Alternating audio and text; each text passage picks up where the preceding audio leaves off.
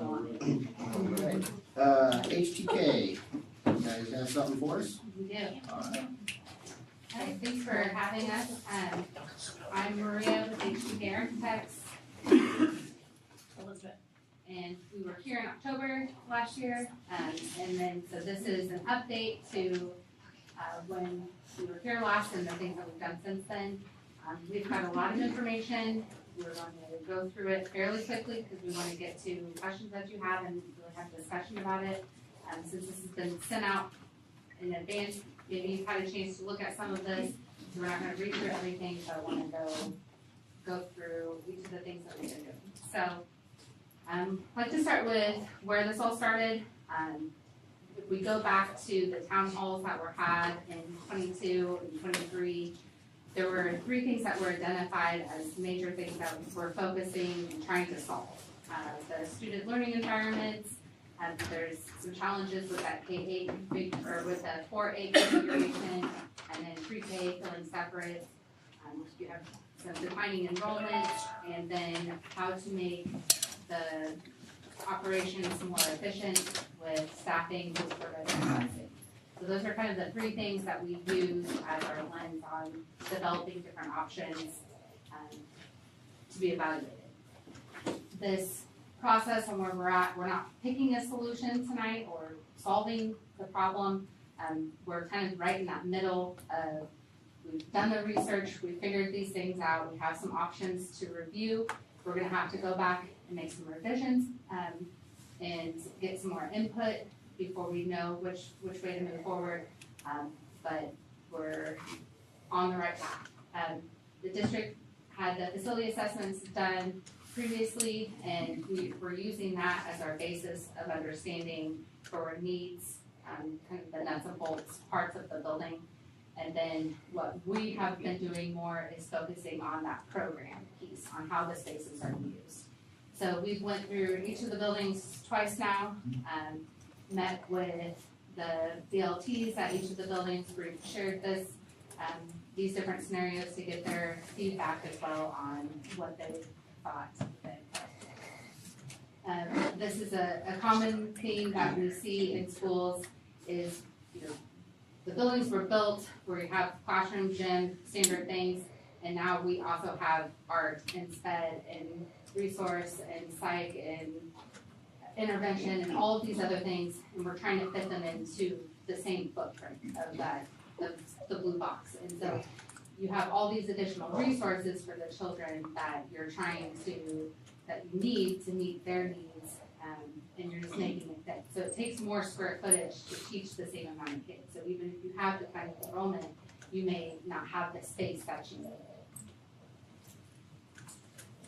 So wanted to start with some highlights, some things that we found throughout the buildings that were really positive points before we get into some of the things that, some of the improvements that can be made. So just, won't read through all of these, but high level at Scranton, you do have that available classroom space. There is space to grow in that building.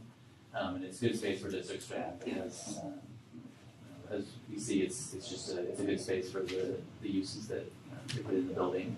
At Overbrook has good classroom sizes. The building, from what we've heard, it's laid out really well, so teachers are able to monitor students the way that the hallways are laid out.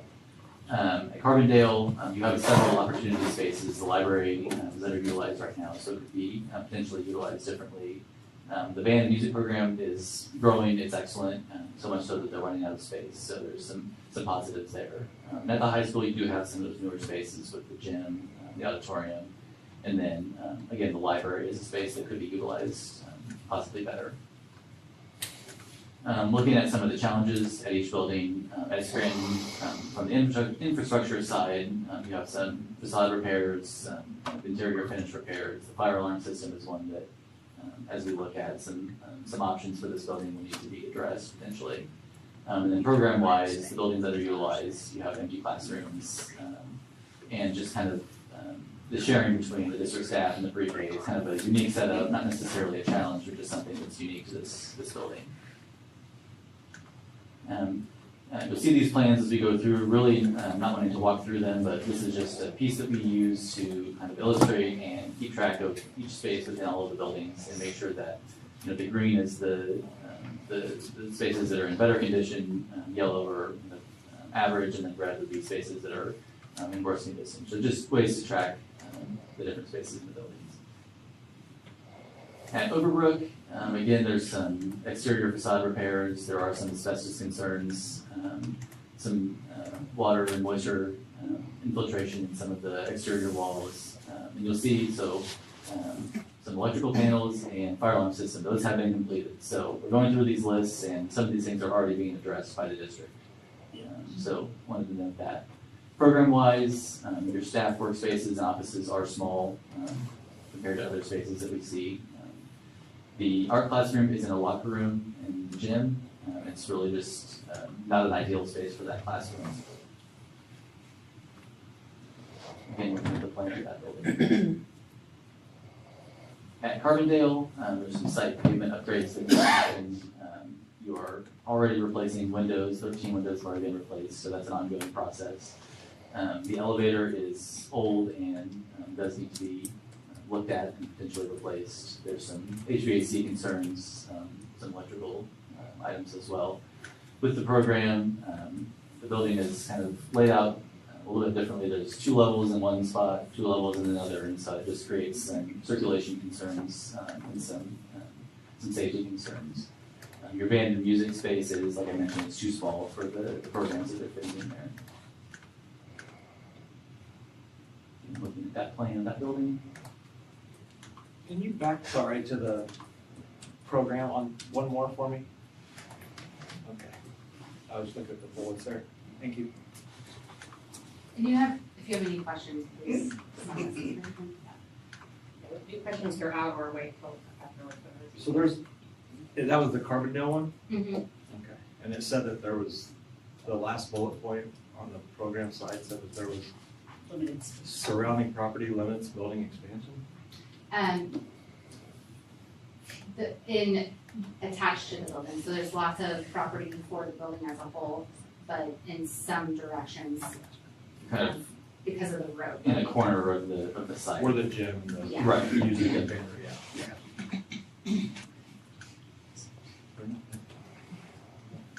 At the high school, there's some structural settlement issues near the main office that were brought up as a concern as we were walking through the building.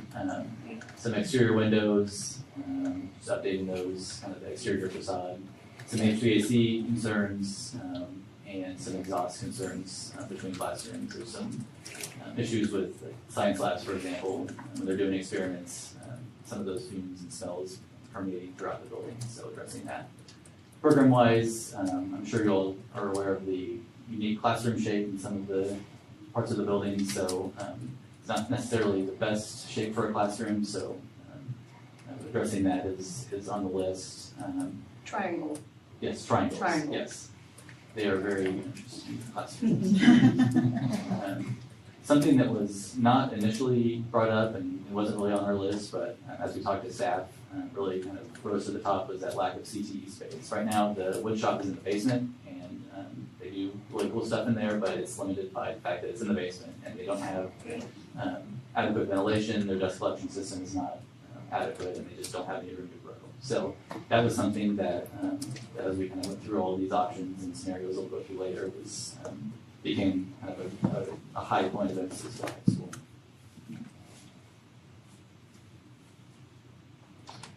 So this look is meant to try to find more of the challenges. So it seems like a daunting list, but overall, this is pretty consistent with what we've seen in other districts that we're working with. It's just that lens that we're bringing to finding the opportunities. One that is a little more unique is your transportation system that you have, and how they're trying to track that between each of the buildings is something that is less commonly seen.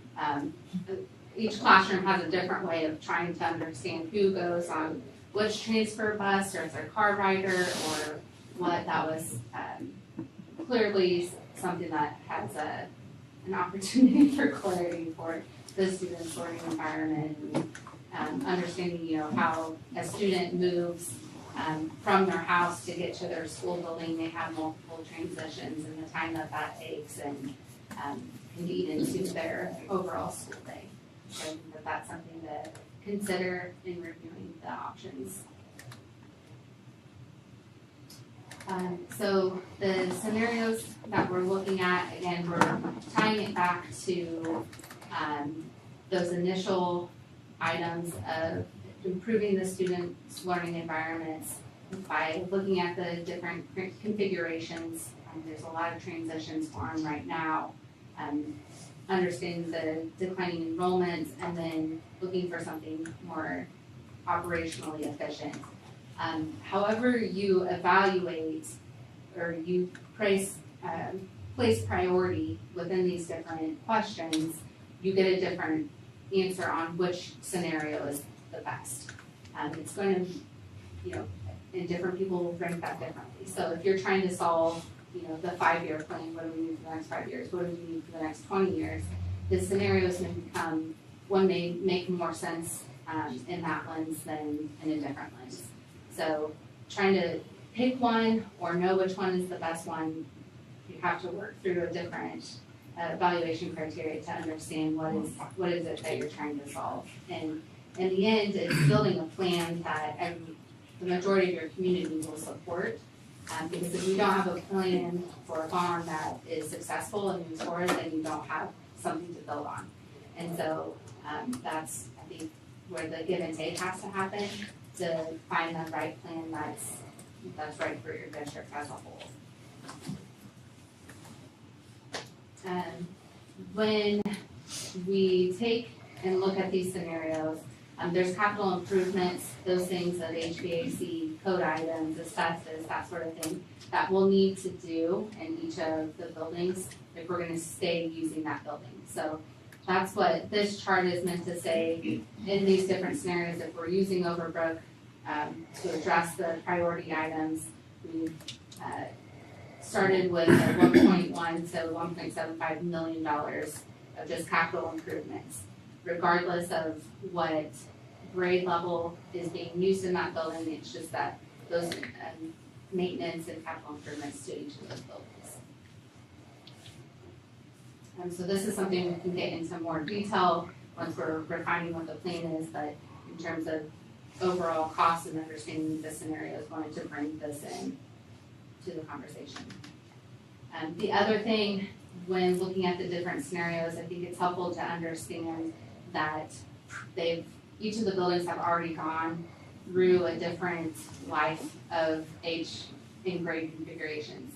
At one time, they were each K-8 buildings. And so having them transition back to a different grade level, the building as itself, we may need to do things to switch them out, but it's something that has happened before at that building. I think that that's helpful to understand. So taking all that information, we kind of broke this into 3 scenarios. It's really 4 scenarios. We kind of group those by the number of campuses that those represent. So the scenario 1 would be a 1-campus model where you move everyone to the high school site. This I think works to get everyone in one place. I think obviously transportation-wise, that's really advantageous. You're bringing everybody to one spot. Parents and students, when they're picking up and dropping off, it's all very centralized. In this option, we would have a separate pre-K through 6 building that would sit generally where that annex building is right now, north of the high school. It would put a 7-8 addition on the high school, and one consideration with that would be where does the district office go? If we vacate Scranton, that would be something that we'd have to work through in this option. And this, given the cost range, would be between $44 and $53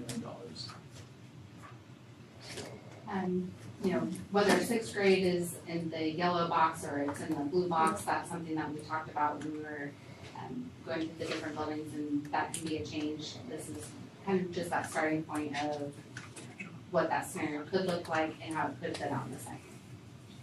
So I just had a quick question on that one back there. I mean, really anywhere, like a playground for the pre-K through 6. Where would that, like out by the future softball field or in that little, by the bus, well, not by the bus loop, Okay. And that's what, laying it out, like if we combine the bus loops, if that's a timing thing, And we've got a bus loop on one side of the yellow and then another one on the other side, like,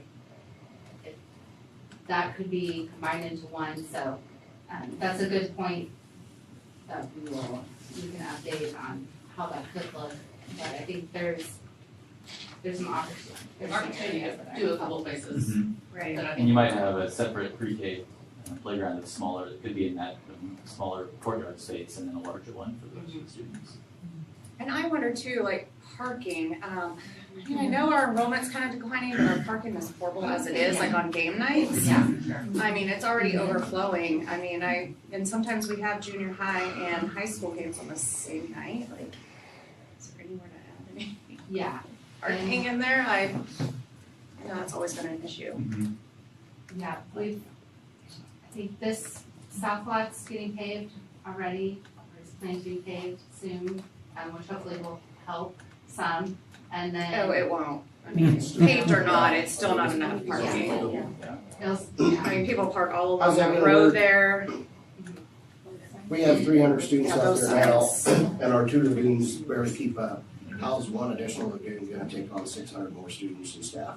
And that's something we would have to evaluate what that size and capacity is. I also don't know, I mean,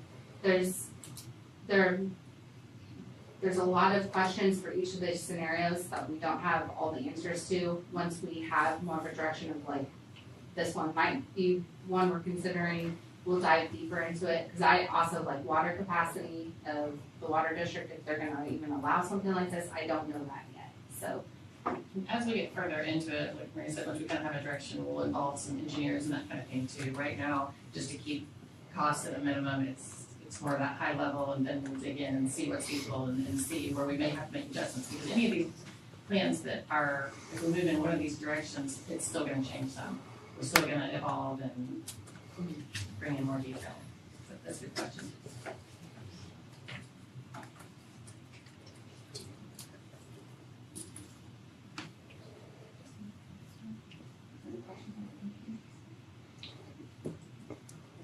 We use the practice field regularly, like do the practice in the practice field before?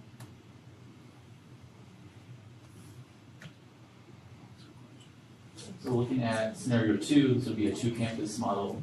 Carbondale would be a pre-K through 5. And again, these grade levels could change depending on what your thoughts are. And just kind of, that's where this scenario landed at this point in time. Carbondale would be pre-K through 5, and then a little bit bigger of an addition at the high school for 6 through 8. And that would be a range from about $24 to $30 million.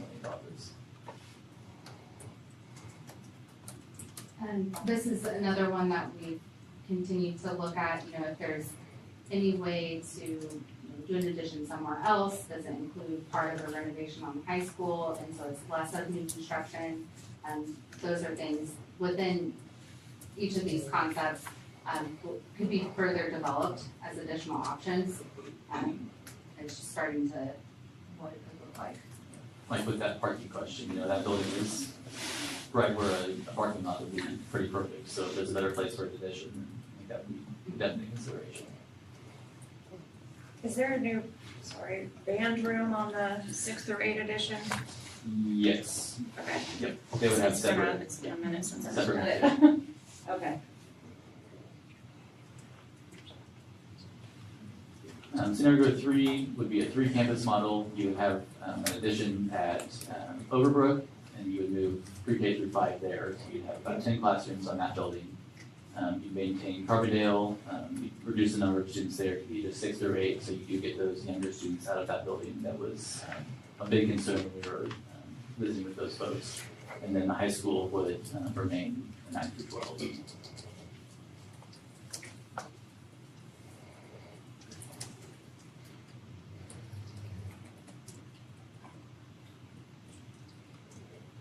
So this, on the cost, it's showing those upgrades for each of those buildings on the previous slide. And then the cost on this one is 13 to 18. Where would the district office be? Just, it would still be here? Or out in like that Is it the annex? annex? Mhm. That was the annex. Well, I thought we were thinking about putting ag out there, we're not Right. Yeah. thinking about There putting would ag be- in that building? Yeah. There'd be open space. remove Oh. that many classrooms. Oh, yeah, Carbondale, yeah, they have- We could figure out administrative offices pretty easily. Right, That okay. much space at That Carbondale. Carbondale. Or you could add it here, I mean, wherever you have to consider the district office. I don't see the district office in most of these scenarios, Yes, which that's, is at least my concern. Yeah, no, I was just, I think that was, when we started this, the ad going into the units wasn't a for sure thing yet. yeah, because we hadn't And so, voted on it like, yet. I think. timing wise, I think that's something that would be the next layer that we would incorporate into. Sure. And then scenario 4, really looking at just reorganizing your existing space. And I think what this gets you, and what we had mentioned, is those capital improvement projects, but really the ability to focus more on your existing facilities and maybe look at some of those improvements that would have gotten cut out of a larger option. You could fit those in this if you're not spending money on additions. So this would kind of provide those upgrades at each building and then eventually some additional things. You'd also move some students around, so you have 5 through 8 at Overbrook, pre-K through 4 at Carbondale, and then high school would stay as a 9 through 12. So it does address that issue with the younger students mixing with the older schools. So, And I talked with them about 5th grade being this question. grade level that, and we kind of got feedback from Carbondale as well as Overbrook about the 5th grade concept, and is that something you want to develop into a middle school, is that something, and we had mixed, we had I different was kind of opinions. surprised. I was too, we had a few more 5th grade teachers that actually like how they use content area teaching and switch to prepare them for middle school. And then there were a lot of others that felt 5th grade still needs to be the upper elementary grade. So I told them to consider, can we fit PK through 5 at Carbondale and 6, 8 at Overbrook? And with declining enrollment, if possibly go down to fewer sections per grade level, then how does that change in our setup at Carbondale? So I told them that 5th grade was that very flexible piece, but overall, my recommendation would be to keep 5th with PK through 5.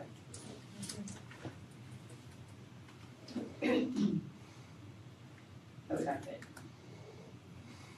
So we also had some discussion about how Scranton could be repurposed. I think there's opportunity for the building as a whole, but it could be something that needs to be considered in the plan if you're moving out of the building, what happens with it. And some of the other things we've seen other districts do is turn those buildings into community centers or housing or childcare co-ops. That's something we have seen before, work share space that becomes a special education co-op. I think there's some opportunities there.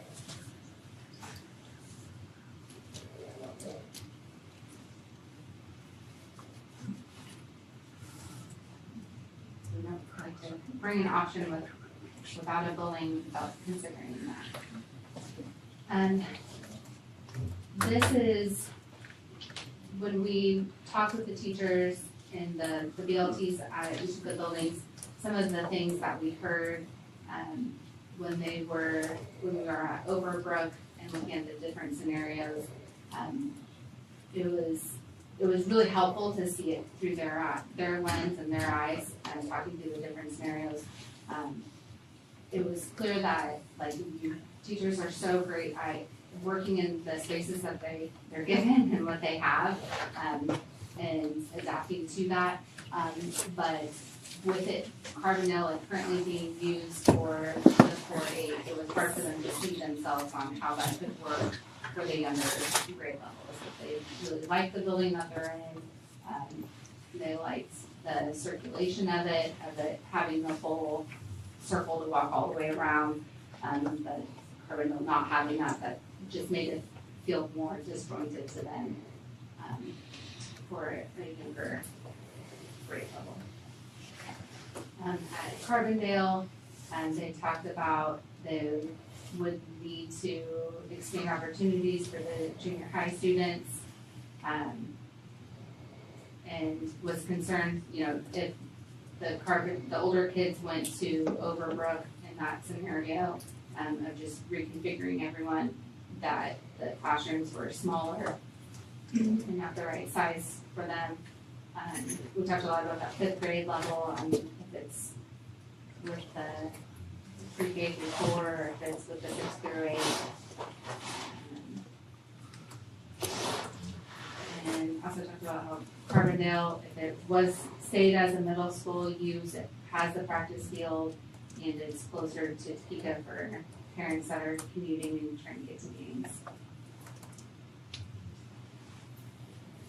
The high school, that we talked a lot more about that CTE and that moving over to the annex, and what that would look like. We talked a lot about the number of gyms, how many gyms are needed, and how to phase into potentially the different scenarios. If it's not doing it all at one time, how do we, you know, take up the first step of that's the overall vision of the plans, but then do it in phases. We also wanted to bring some context to the surrounding areas, in your league, what they have in terms of number of towns, number of campuses.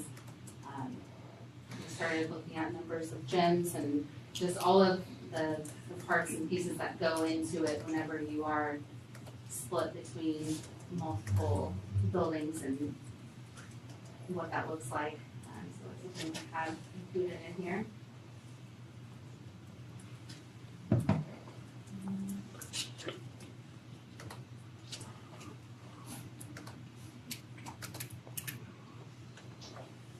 So I think for next steps, we want to refine some of these, get some more feedback on which scenarios make sense. I think Clayton is coming next month to talk about the finance piece of it more. But I think each of these scenarios, we can dive more into that and understand the details of that and how, you know, with the annex being used for ag, what that looks like and what opportunities or how to use that high school space in a different way. And then trying to understand the timeline as a whole, what we're moving towards. One scenario is that the soonest you could probably move forward before doing a bond to do would be late August or early September bond election. That would be the next opportunity that you guys would have. That would mean you have a plan of what the dollar amount is and grade configuration at the buildings, and have that by the June 4th meeting. And that would be a special election outside of the general, of course. The other scenario would be if you had the bond election in November, and you would have to have that configuration by August. And there's a lot of strategy, or at least some strategy that goes into that, into when you run your bonds, and what else might be on the ballot, making sure you've got good voter participation, that kind of thing. And we've done it every single way, so we can help talk through that and talk about some of that strategy and make that plan.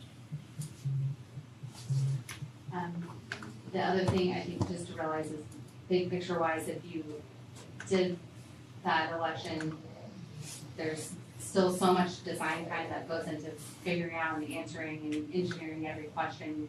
Then there's bidding and then construction.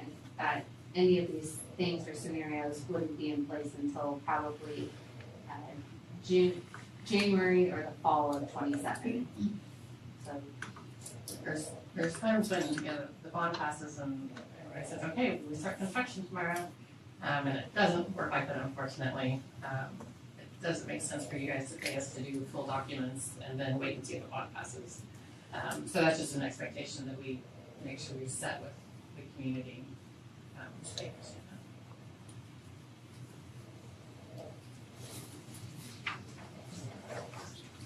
So I think we're moving on to questions, all right? So, any questions you have about any of this, any of the schedules? You know, one thing that we talked about was starting to get a little bit of a facilities group together possibly. And that would involve some of you guys, of course, to get input and understand. You have the challenge of several different communities, and we see that in a lot of districts.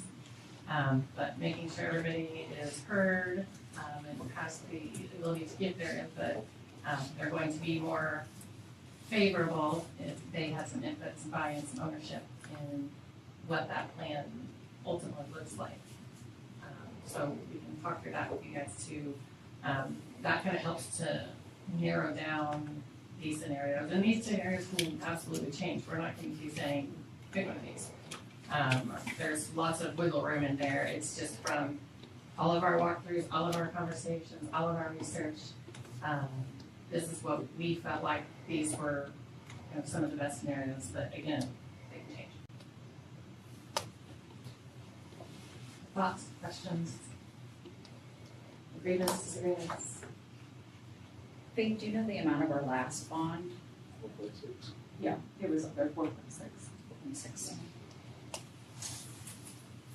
That was just for the domes, is that right? And they did that walkway piece where the commons is at the state was, they redid all that area there. So you got the domes and that connecting piece from the lunchroom area. And that's the only bond we're currently still paying on, right? Yeah. That's in 2014. And it's done 28. And we obviously have lots of steps to still take, depending on what you guys want to do. You know, we may need another special meeting to discuss more. If you guys want to put together a steering committee, I can do that next. But there's a lot of things to consider here. There's a lot of unknowns still. I've got Robbie working on all sorts of scenarios for all of these things with transportation. So he and I are gonna sit down and talk about how much efficiency we would have there. Kaylee and I are talking about personnel in all these scenarios and what we would save there to become efficient. So I think what we need to consider a lot about is, you know, I'm making recommendations to you based off of a lot of feedback that I got in town hall meetings with considerations with student learning. I then came into the knowledge in the superintendent role of our declining enrollment, which then affects our funding and that revenue. And then our operations maintaining and still are exactly what they were 30 years ago when we had almost 300 more students. So there's a lot of things that I'm bringing to you as recommendations based on the budget we run and being efficient and planning for the future. And I know that we've reconfigured many times. And if we're going to do this again, I think we need to do it with more forethought than 5 years, 10 years. Student learning is always at the forefront of my mind with all of this. I know that money is probably in everybody else's mind right now because you see these dollar signs and those are big numbers. And I understand all that, and it's gonna be hard to also say we wanna save money, but we're gonna have to spend money to then save money long term, and that is a reality. It will be, you run a bond to levy more money so you can be more efficient down the road and in the future, hoping to not have to reconfigure maybe ever again, or maybe there's a phase into that. So there's a lot of ways we can look at all of this, depending on how you wanna put together kind of that planning in your head on where you wanna be and how far ahead are we looking. And I will make every recommendation I can, but at the end of the day, you know, this is a community effort, this is a board effort, this is what you guys think is best for kids and what you want the future of your district to look like, and that's my job to then go out and make that happen for you in whatever way we can. We then facilitate experts to come in and give us guidance and expertise on what they know, and they work with a lot of districts. So I can get you any additional information you want, any more research that you want me to look into. We can put a steering committee together just to kind of get feedback on the community. It'd be nice to get a good litmus test on what our community is feeling about. I know the town halls provided a lot. I heard transitions over and over and over and over. I heard Carbondale over and over and over and over, and I heard operations over and over and over. The enrollment piece, that came from me in just my knowledge, and that declining piece and what that does for our revenue, and then what I know about our operations that exist and the money that we spend every year on that. Are we sustaining? We are. We are sustaining right now. Our budget's good. I told you that the last couple of board meetings. I'm not nervous about that right now, but I've also given you some information on, a great savings is on staffing, and as we have fewer and fewer kids, I don't know how long we can continue to also sustain the same amount of personnel, in the next 5, 10, 15, 20 years, what that will look like. Now, if something miraculous happens and our enrollment goes up, then, that's a different look as well. But I know the trend is downward nationwide, statewide. People are having fewer kids. There's private schools that compete with public schools. There's just, it's just what it is, so that's just part of it. It's kind of out of our control. I have a What's question. everybody thinking? I have a question, and I probably won't know this. Rhonda might know. I know the ultimate goal, like a lot of people had talked about at the town meetings, were one campus. I know that's something that they kind of talked about. Have we ever looked at trying to buy surrounding land around the high school? I don't know. Would you know? I don't know if we've ever attempted to do that. I know who owns the land around and who we could talk to. I've had a few people tell me there would be a few of those landowners possibly willing to sell us 10 acres of it or something like that. But I have not ever looked into that. So, I just always wonder, just especially with the parking. Parking, sure. You can just buy that land. And You know what I mean? But And I those know are as the far things as we have to consider if you guys want more parking to do something like that. If these are the, if we go into these different scenarios and we're like, we've got to have more parking, or our playground space is not good, or if we have to acquire more land, that's something that would have to be part of this planning, absolutely. I mean, I am curious if any of them, if it's a hard no, or if any of them would be willing Yep. to. I feel like we've got to get input from the community because, and what they're thinking, I mean, because otherwise they're gonna be just voting. 100%. They're gonna be. And we can talk to you more about steering committees. In our view, it's valuable. That committee, again, made up, you have representatives from every town, from every school, you have grandparents, you have people without kids, you have economic, geographics, you have all of that, and it's important to grab a little bit of all of that. So you have a diverse group. One thing we say, if I grab everybody that thinks like me, that's not gonna be helpful. It needs to be everyone that can talk to their peers and say, this is why I decided this is a good idea. And many times that steering committee will then turn into kind of the vote yes bond campaign committee, because they've bought into it. They've got some skin in the game, and that's important too. You want those people, once that bond campaign starts, the district can do, we talked a little bit about this in the interview, but the district can say, we want you to vote, we're gonna educate you on what's going on here. But what the yes committee can do is, we can do vote yes and this is why. And physically push that yes vote. Because a lot of it is, kind of that voter apathy is, reasons why things don't pass. And so if you've got that committee who has buy-in and then turns around, and they almost get competitive about it, like I've spent 3 of my evenings doing, at these steering committees, we're gonna pass this thing. Right. And so that's important too. So I do know, like, obviously, one of the biggest things is gonna be the money. Yes. So I guess we won't really know until we decide what we're gonna do and how much money we'll need, but I mean, any kind of idea on Well, I like mean, taxes and all the, so, because I know we're already paying on one So bond, and I don't know if people know that. I don't know if people realize we're still paying on a bond. Well, Yes. that bond is smaller than, it's not even half the amount that these are, that's why. small. When you And said it that was number, years I was ago, like, and it was a long time ago too, so, I mean, well, that's true. the valuation of our district is also much higher than it was then too, so what the work is then is now comparably, we have to look up, but yes, these are larger projects for sure than the domes were. So I was trying to baby step this. I didn't want to throw everything at you at once. I thought it was important for us to just get kind of some scenarios and look at things and see what you think about just the options they brought to you.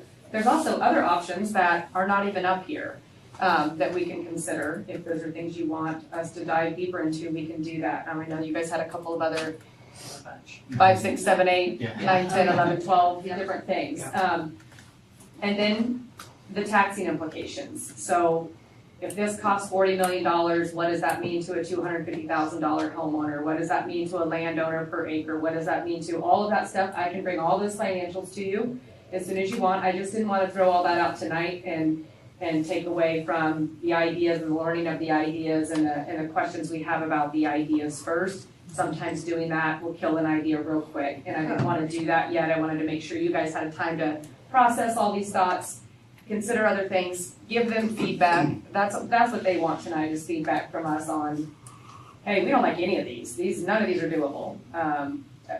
Here's how much money I think we can afford, or those numbers are scary to me, or school closures. That's a big one. I know you guys are all thinking about that. That's a very hard thing, no matter if you are in Kansas City or if you are in Norton, Kansas. Those are things I'm sure all of you guys have in your head. When you close a building, what do we do with that building? Repurposing, do we lease it? Do we sell it? What does the community then do with it? The attachment, each town, we have 3 towns, their attachment to their schools. Those are all huge considerations, and I don't want to jump into these things if we're not ready. I do know that as your superintendent, it is my job, though, to be the steward of your money and our facilities, and to make sure that you guys are preparing and we're thinking about the future all the time. And so, we can do lots of things. We can do no things. We can do a few things. We can process and kind of stair step into some of these things. But that will take, if we have an ultimate goal we want to get to, maybe we do reconfigure a couple times versus one time and we're done. So, I know we've talked a little bit about the one campus thing, but that dollar sign is big. There's districts that have done it, but it takes a lot to do it. And maybe that's a phased approach, if that It could be could be a the phased ultimate approach. goal. Right. It's not gonna happen quickly if it's phased, but you can start there and understand what your direction for the future. And some of that is also having that conversation with the community of, we have an ultimate goal and we're being responsible for the dollars, and this is how we're doing it, so that they understand this wasn't the 7 of you sitting in a boardroom making decisions. And if actually you've talked to other people, you've made a long-term plan, you haven't just looked at what's right in front of you today. I'd say first things first, get the committee going. I would also like to have some more insight into besides what we think might happen if we put 5th grade here or 5th grade there. Like some research to back up what's happened in other places. What's the learning implications? What's the achievement look like? What are the opportunities? What's the psychological maturity behavior aspects? Like, can we find anything that points us one way or the other? That's probably a me job. I know that we talked about some of that at the overwork meeting, which is what kind of We did. irked me up, it was like, well. And Carrie and I talked about that at Yes. this meeting before you were on the board. We Yeah. talked about some of that research. But it is valuable information, and to have some literature and stuff to support that is extremely important. The research says this is simply put about the research. The research says the longer you can keep kids together, the better. That's why a lot of even one campus concepts, like Osage City, for example, they've got them all there together, but the transitions are better. They know all the teachers, they have like kind of collaborative concepts between the buildings, even though they're separated operations and programs, they're all there on this one place. There's a lot of K-8 buildings. That doesn't mean they're all going to school together and they're not separating kind of the programs, but they have this longevity together. A lot of smaller districts do that because they have fewer kids. And then they don't have to have so many administrators and so many different programs and operations and whatnot, but they can manage a K-8 building because they have fewer kids, but that longevity is very good for them, especially if they've got the same administrators, they see those same teachers over and over, and they grow through the district. So the research says that about any concept, is the longer you keep the kids together and the fewer transitions you have, the better it is for learning. And that's what the big picture is on all of it. The more we split our kids out, the harder it is. And it's not just harder on the kids, it's also harder on the families to, I think, be part of each school's culture, each school's way of doing things, each school's communication model, each school's behavior model. All of those things change from building to building, principal to principal, teacher staff to teacher staff, and sometimes even curricular structures to curricular structures. We've tried to mitigate that, but it's harder to mitigate it when our teachers don't get to work together collectively on a vast vertical model, unless we have PD days together to actually pinpoint that. So that vertical alignment, right, going from PK all the way up, that's hard for trail. Like, we have to set PD days to do that, to get all those teachers in the same room and work that way and build and align curriculum that way. We have resources that we all use, but you know, our third and fourth grade teachers, how often do they talk? I mean, not that often. We have to set that time, especially for them. Our 8th grade and 9th grade teachers, you know, that transition, that's a very important transition. Preschool, that's a huge one. We have a very isolated preschool. I don't think it's poorly run. I love our preschool. I think it's great. This building has been great for it, and they get to have the whole building to themselves, and I think they love that. So I don't want to speak to the preschool not loving this. They do. But they operate in isolation, and it's very different. And so they don't get to see kindergarten and very often. So that research there, I know, is very valuable. That is always the forefront of what I'm thinking. And not just for us, but for anybody Come on in, involved boys. in understanding it better to make a informed decision. Yeah. So what am I saying here is do like middle school?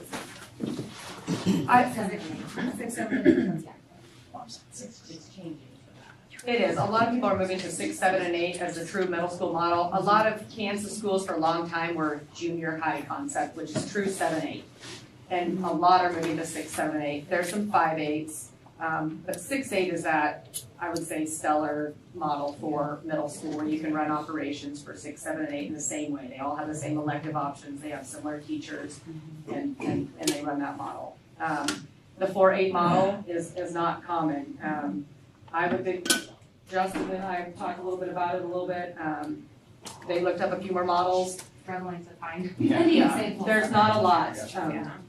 Clearwater was one that we actually found as a separate called intermediate building, and it was 4, 8. Similar population to us. Ridge and Halstead are pretty close, and you'll find their 4-8 as well. But they were on So a when we campus, say- but they were on a campus with other grades though, Yeah, together. I'm just going off what they told me. Okay. to call Okay. and the data I found. So when we say transition, are we defining that as a different building, or is that from elementary to middle, middle to high school? What do we, I just want to, Like both, I mean, because whether you.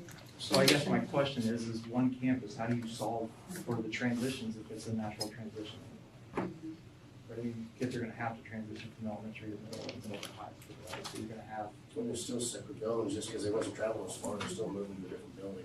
yeah, so I But mean. I feel like if you're on one I mean, just for example, if you're on one campus though, you have, like, the preschool would have access to the kindergarten, they could go to the kindergarten. they could- Interact with the other Yes, buildings. they could, See yes, the- so I think it wouldn't be teachers- as big of a transition. Preschool, I don't disagree necessarily, I guess, I'm not saying I don't consider Yeah. that, I'm looking. I would say a transition for me is like, because our preschool is here, K3 there, 4, 8 there, those are all transitions. If PK through 5 was all in one building, all one principal, Right. all, that eliminates quite a few transitions. Well, I guess before we go, I don't know, we make too many decisions. What, option 4 that you had? You had 4 options, right? Was, That was keep it as is and just fix what's wrong Yeah, with the buildings, yeah. right? That's Oh, just moving everybody Keep around it as it into is. more natural Well, transition. Oh, Reorganize existing, so I think we need to dig a little deeper, because we've gone from reorganizing twice at a capital outlay to $11 million. I mean, I know there's more to it, but, I mean, that's a big jump. And I think that includes all the things they believe need There's a fixed. lot of upgrades within that. Yeah. That need to be done. Yeah, but if you're talking, do a bond issue for heating and air units and stuff, they did that years ago, and that caused us nothing but problems for how long, because they all the same age and went out all the same time. Well, and a lot of those things, we've done, so, Yeah, I know, I just, the first, when they did the one for 4.6, part of it was to get people to buy in. They said, maintain the building we're already paying you for. We don't want to pay an extra bond for you to maintain the buildings. So I think that needs to be looked at, if that makes any sense. That's some of the feedback that some of them like it on board that they just talked about. That was very important. Because what they do 3 times to get that?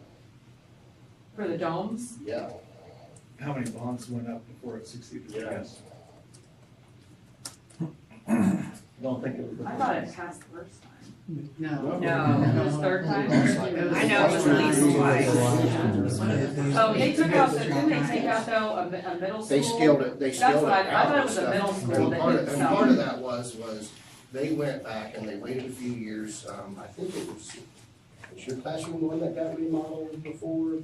And that was part of it, they spent a few years and they maintained the things they had, and then when they went back public, they said, look, we fixed what we have, now this is our needs for the new buildings. Does that make sense? Sure. That's kind of what our citizens. And we can said look at all bond was, these if you and dive need it, we're deep. willing to help pay for it, but Sure. if you're just looking for upgrading and maintaining what we're already paying for in taxes, then maybe that's where the no-nos came from. Was there a middle? Am I school? right on that, Mary? You was right. That's the consensus kind of on that. So that would be like scenario 4 is what you're talking about. So,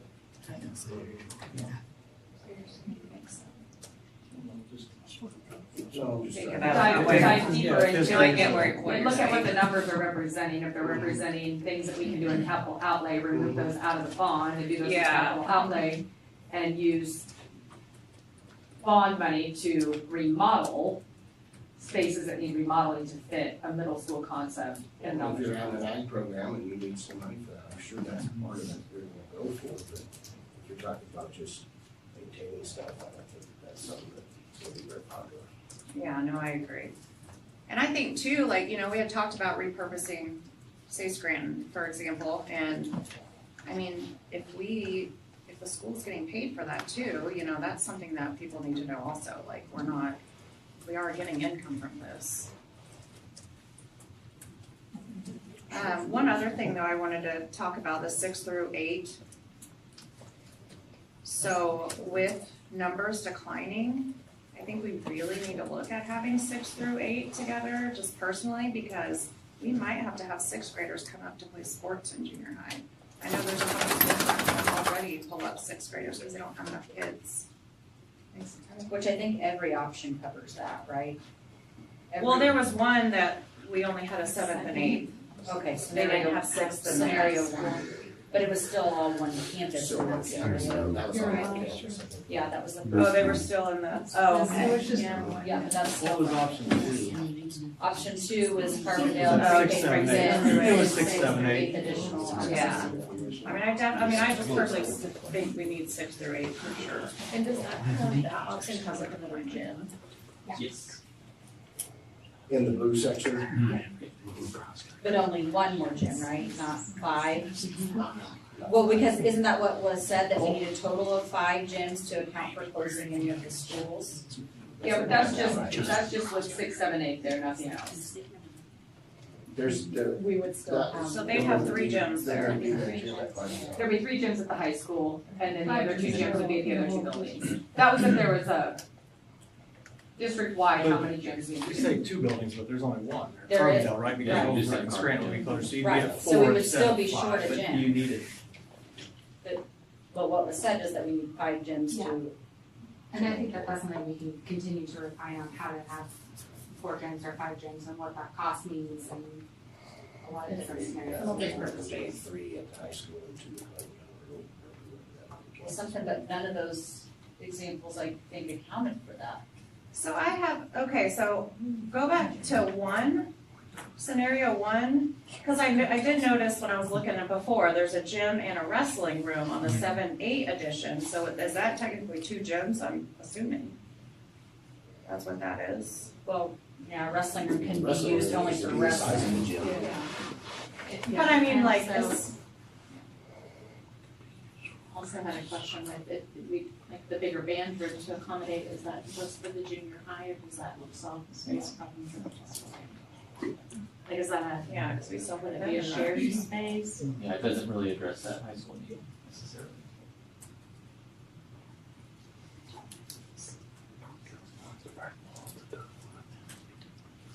Because in the yellow, there's 1 gym, right?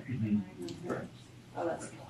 So none of these options address any of the concerns from the high school perspective, like, the band room, No. the ad concern, No. right? These are just looking at in any of these situations, the high school remains the same minus some upgrades or whatever that need to be made, is that right? Yeah, you wanna talk about the long high school list that we talked to them about? Yeah, there was, we have Very long, Yeah, lots it's of bad. about this. line items of things to do at the high school. And so working through and prioritizing those into what are the major things, like minimums that we need to do to in that building. And then use the rest as long-term capital outlay planning and new things there. But it doesn't change the building per se a ton, except for that entrance there, that is a new entrance, for the middle school. Yeah, that would, That would change the addition to front that entrance of the building high will, school. yeah, as well. provide a secure entry to that building. which is Where is, I couldn't find that on this one. Where is the entrance? Or the high school? Where would you? So you can We go come in that in way. here and you could go one way to the high school and one way to Okay, so the office.